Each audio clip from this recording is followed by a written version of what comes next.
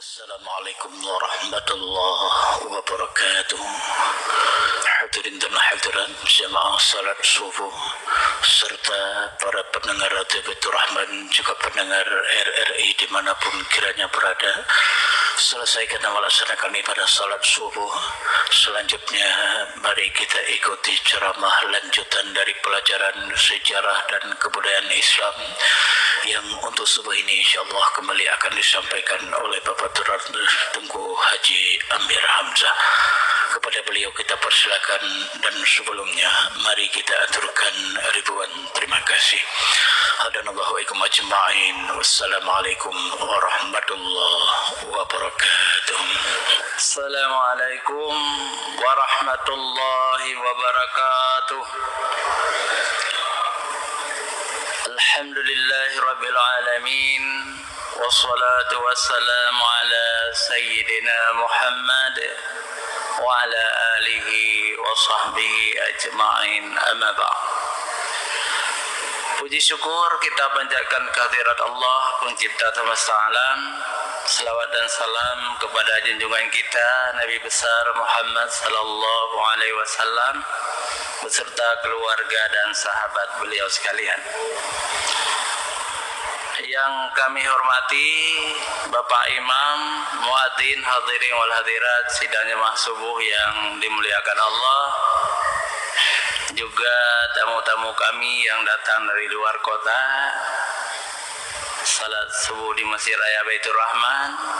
Alhamdulillah, mungkin ada dari Semenanjung Malaysia, dari Pulau Jawa dan lain-lain. Selamat datang di kota Serambi Mekah.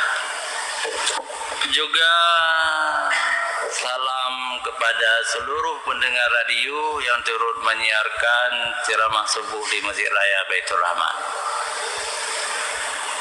Pagi yang mulia ini kita ingin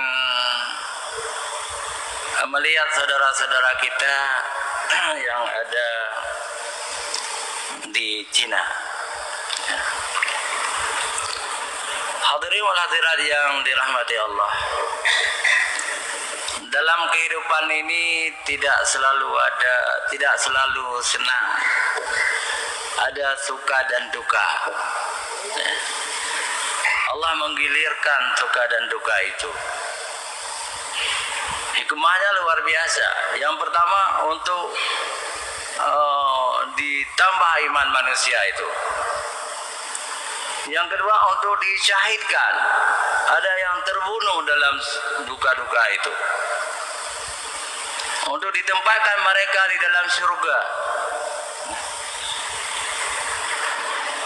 Dan penderitaan inilah yang sedang dialami oleh saudara-saudara kita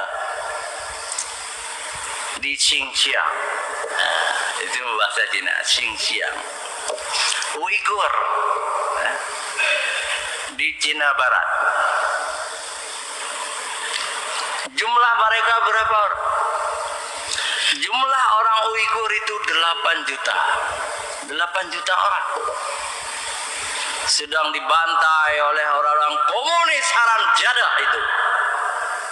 Orang tidak percaya kepada Tuhan. Orang tidak percaya kepada hari akhirat.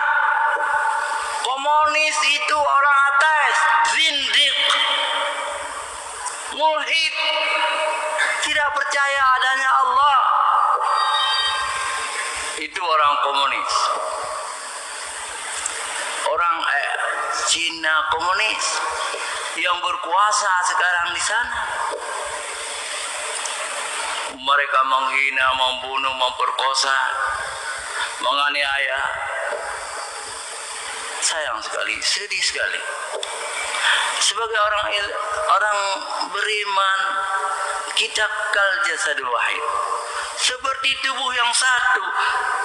Ketika saudara-saudara kita mereka bunuh, mereka aniaya, kita juga terasa tidak tidur, tidak bisa tidur, tidak senang kita. Saya terus terang tidak senang. Sedih sekali, kadang-kadang stres kita berpikir. Apalagi ada foto-foto mereka jadikan orang-orang Islam dimasukkan dalam yang tidak patut, dijadikan ditelanjangi seperti hewan, karena hanya sepele saja. Karena orang Islam punya anak dua, tidak boleh anak harus satu. Harus satu anak orang Islam, tidak boleh dua. Itu gara-gara tidak boleh anak, takut orang Islam lebih banyak. Zaman dulu yang seperti itu adalah yang pertama Namrud, tidak boleh lahir anak laki-laki. Nah, yang kedua Fir'aun. Fir'aun tidak boleh lahir anak laki-laki, takut kerajaannya jatuh. Tapi Allah SWT mampu menonjolkan anak laki-laki. Nabi Musa dan Nabi Isa, Nabi Musa dan Nabi Harun. Kemudian si Fir'aun itu tunggal, si Fir'aun itu hancur. Dan ini perlu orang Islam sekarang berdoa kepada Allah diam-diam setelah salat. Jangan juga besar-besar doanya, nanti didengar oleh orang, ya, dituduh kita anti Cina, ya. Berdoa saja setelah salat kita. Ya Allah, ya Tuhan kami, hancurkan kerajaan Cina itu sehancur-hancurnya. Ya Allah, hancurkan komunis itu ya Allah. Gantikan mereka itu dengan orang-orang beriman ya Allah. Hancurkan komunis jahanam itu ya Allah, yang menganiaya saudara kami. Itu tidak dosa seperti itu. Walaupun Cina sekarang ini nomor 3 besar menanam modalnya di Indonesia. Mungkin kalau tidak ada Cina, ekonomi kita juga bangkrut mungkin. Biar bangkrut daripada akidah kita hancur, daripada saudara-saudara kita mereka aniaya. Karena kita yakin Allah akan memberi rezeki yang lain.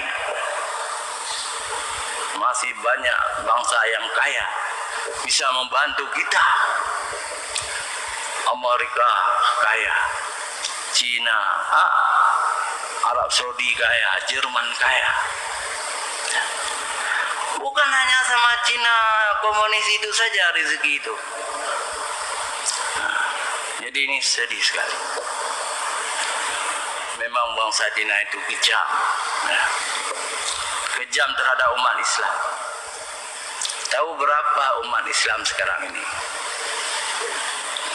Tahun 2010 sensus penduduk di Cina itu umat Islam jumlahnya 210 juta. 210 juta. Jumlah penduduk Cina yang beragama Islam. Tetapi tahun 2020 disensus lagi. Jumlah umat Islam tinggal 75 juta. Kita ingin bertanya, 35 juta itu kemana? Kemana 35 juta lagi umat Islam di Cina? Rupanya tertangkap juga. Mereka semua sudah murtad, dipaksa untuk pindah agama, untuk menjadi komunis. Bukankah ini lebih kejam dari Israel? Bukankah Cina ini lebih kejam dari Israel? Dan jumlah masjid yang telah ditutup 70 masjid besar. Ini pekerjaan yang buruk bagi Cina. Padahal kita membantu mereka.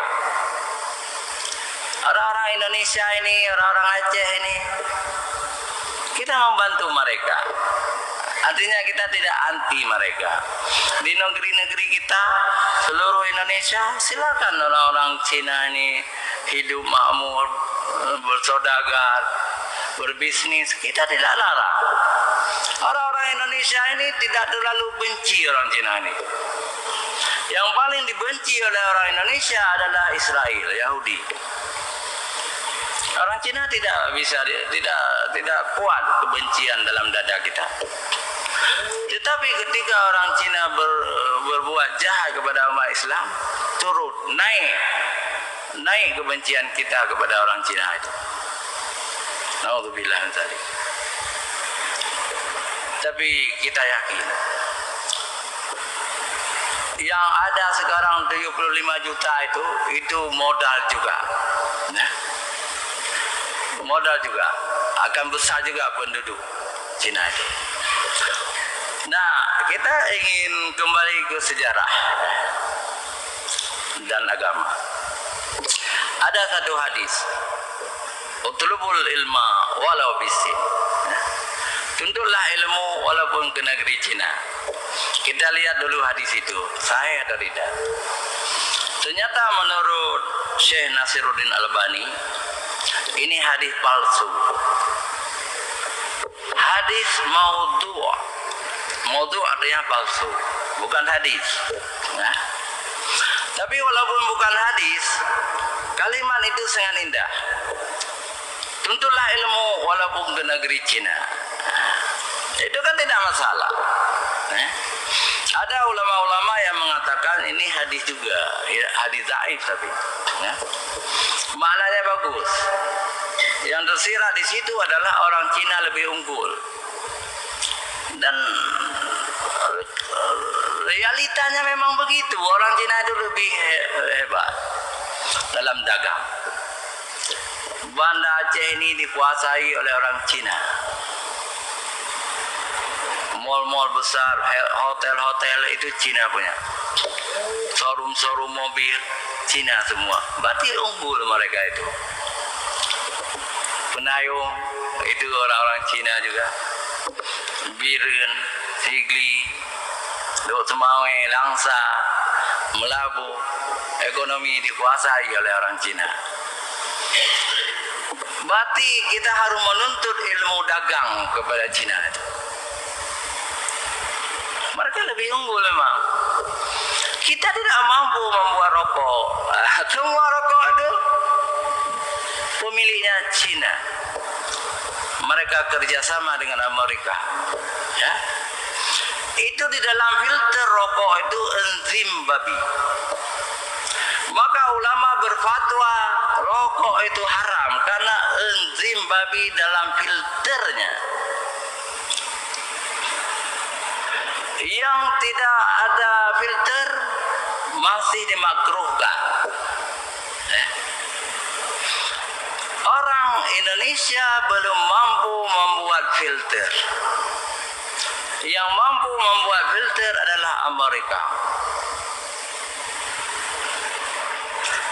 Yang luar biasa, setelah salat di kampung-kampung, di masjid, di menasa, Pak Imam langsung merokok filter itu. Menghisap enzim babi. Mungkin Allah mengampuni sebelum mereka tahu itu haram. Tetapi setelah mereka tahu itu haram masih menghisap, mungkin Pak Imam itu tidak diterima lagi salahnya. Karena enzim babi itu haram. Dan semua rokok itu made in China di Indonesia ini. Tidak ada satupun milik orang Jawa, tidak ada satupun milik orang Aceh, orang Batak, kecuali Rukoun made in Aceh. Tapi kalau kita serukan, mari kita tinggalkan rokok, orang tidak mau. Daripada tidak ada rokok, lebih baik tidak ada makan, kata orang. Nah, ini perlu kita pikirkan. Hadirin wal hadirat yang dirahmati Allah Subhanahu wa taala. Menurut saya Islam lebih kita utamakan. Islam itu akidah, Islam itu syariat, Islam itu ihsan, tasawuf. Kalau kita ingin masuk surga, kita harus menjadi Islam di atas segala-galanya. Dan kita perlu membenci orang-orang yang merugikan Islam. Kita harus mengatakan mereka itu musuh. Alhamdulillah, Muhammadiyah telah mengeluarkan pernyataan, NU telah mengeluarkan pernyataan meminta kepada pemerintah Indonesia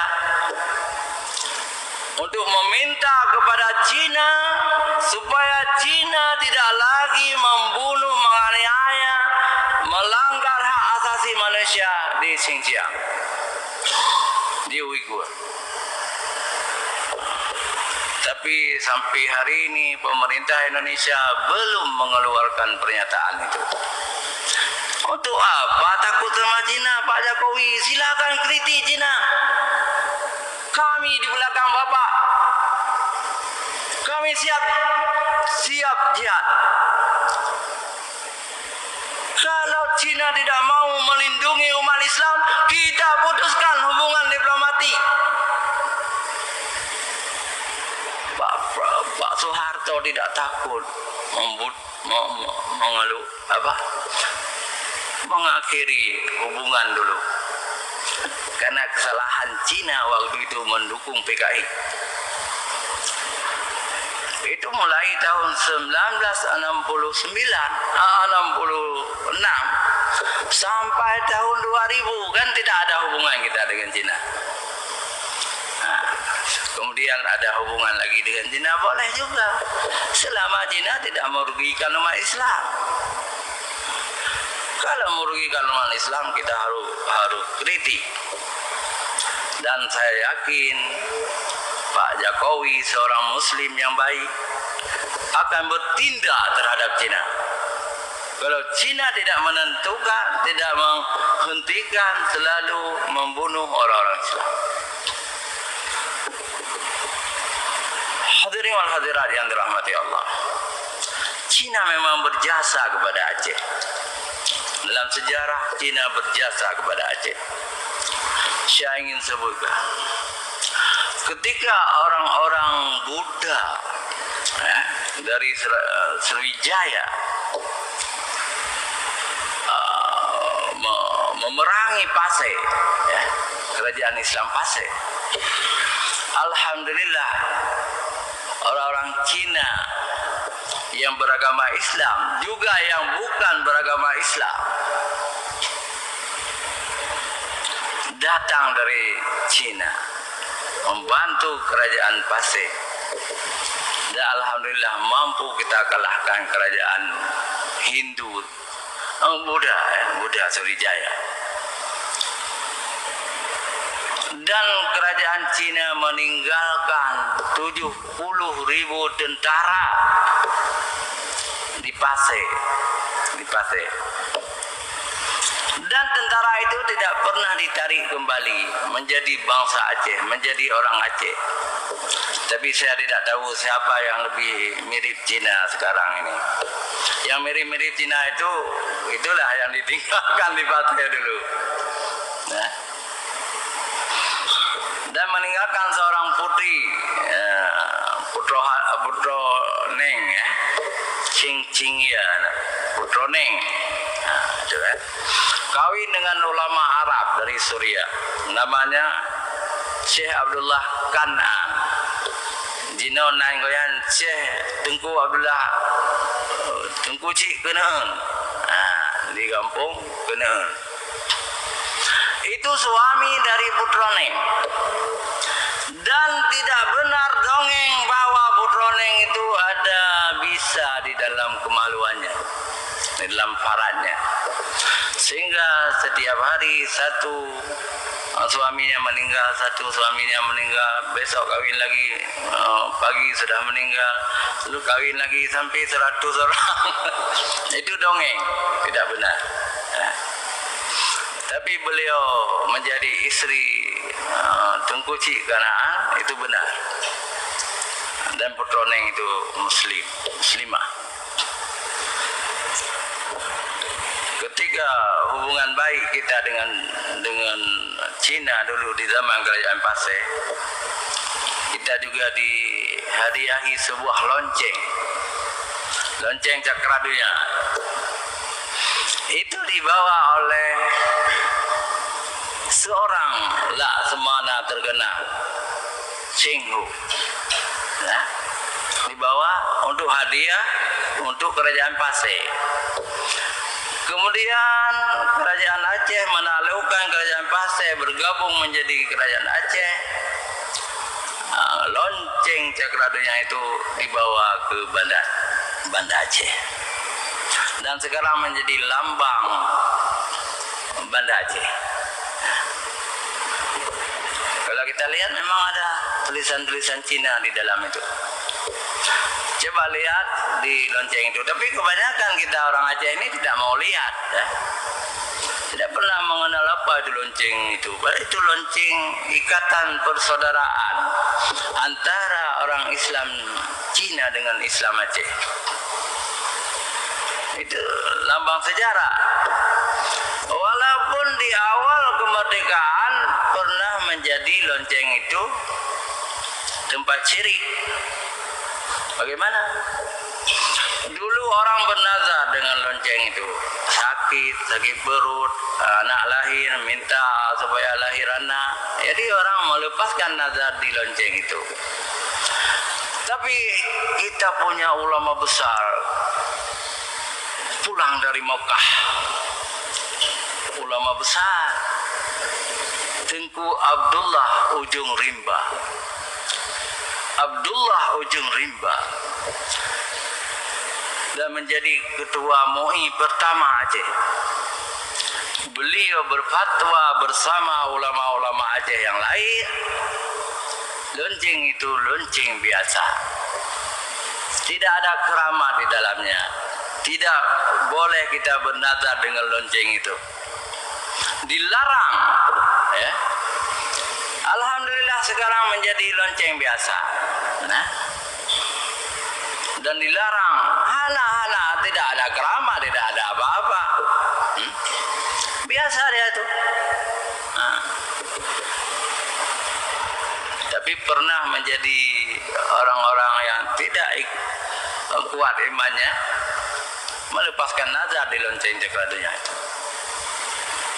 Kenapa disebut Cakradunya? Pernah Iskandar Muda membawa lonceng itu ke dalam kapal menuju Malaka, menyerang Malaka untuk komando, dipukul lonceng itu, ting ting ting. Nah, ketika di komando oleh Panglima, ada serbu menyerang Malaka. Tetapi kita tidak berhasil. 3 kali kita lawan Portugis ke Malaka, 3 kali Aceh kalah.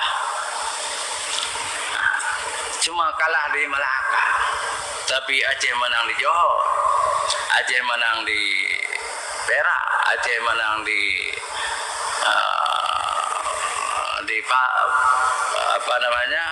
Pahang, Terengganu kita menang. Kedah kita menang. Cuma kita orang Aceh kalah di Malaka, itu aja. Hadirin wal hadirat yang dirahmati Allah. Kembali kepada cita-cita kita, kepada kebenaran. Kita tidak masalah dengan saudara-saudara kita Cina. Tidak masalah. Cina Islam. Tapi kita bermasalah dengan Cina mulhid. Cina mulhid, Cina tanpa Tuhan, Cina komunis. Komunis itu tidak beriman adanya Allah, tidak beriman adanya hari akhirat, tidak beriman adanya siksa kubur, tidak beriman kepada hal-hal yang gaib. Itulah yang berkuasa di Cina. Nah, tidak salah kita doakan terus-menerus supaya Allah menghancurkan bangsa-bangsa yang membenci umat Islam. Tidak salah. Karena Rasulullah pernah berdoa supaya hancurnya orang-orang Yahudi, orang-orang munafik di dalam doa-doa Rasulullah. Kita pun tidak salah, asal jangan berdoa rame-rame, nanti bocor. Dilarang doa itu nanti. Karena doa doa yang membenci orang rame-rame, kita doa bisa merusak hubungan diplomatik antara Indonesia dengan Cina. Kita doakan saja setelah salat masing-masing boleh, ya. Kita doakan saja. Atau kita tidak berdoa mereka itu hancur. Yang lebih baik adalah kita berdoa supaya orang-orang komunis itu mendapat hidayah dari Allah. Mereka masuk Islam berduyun-duyun. Coba bayangkan jumlah orang Cina non-Islam sekarang 1,4 miliar. Bangsa besar di dunia. Umat Islam berapa? Umat Islam cuma 100 juta lebih kurang. Artinya 1% cuma. Yang lain komunis, tidak bertuhan. Di situ kurang, Kristen tidak ada, Hindu, Buddha kurang. Yang banyak mereka tidak bertuhan. Konfusi ada sedikit. Tetapi Islam nomor 1 terbesar di Cina, umat beragama. Umat beragama cuma orang Islam yang mayoritas di Cina. Walaupun 1%, karena agama lain lebih kecil dari Islam di Cina sekarang ini. Hadirin wal hadirat yang dirahmati Allah. Bicara masalah satu tubuh ini, saya kadang-kadang lepas kontrol, mengutuk mereka itu, dan itu betul-betul kita kutuk. Jadi malam saya ceramah di Masjid Langguguk, emosi saya berlebih-lebihan. Tapi alhamdulillah pagi ini terkontrol. Begitu membenci kita kepada orang Cina, kok mereka bunuh orang-orang Islam, kan begitu ya? Seperti benci kita kepada Yahudi. Ya Allah, selamatkanlah saudara kami orang-orang Xinjiang, orang-orang Uighur, ya Allah. Merdekakanlah mereka, ya Allah, dari kekejaman orang-orang Cina, orang-orang komunis. Hadirin wal hadirat yang dirahmati Allah. Memang Allah memberi cobaan-cobaan iman kepada manusia.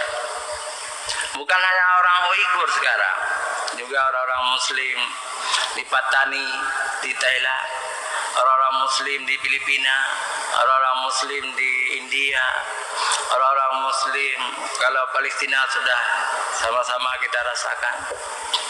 Dicoba oleh Allah. Yang takut kita di akhirat nanti kita malu. Siapa itu mayoritas? Banyak sekali manusia itu siapa? Oh, itu orang-orang Palestina. Mayoritas dalam surga.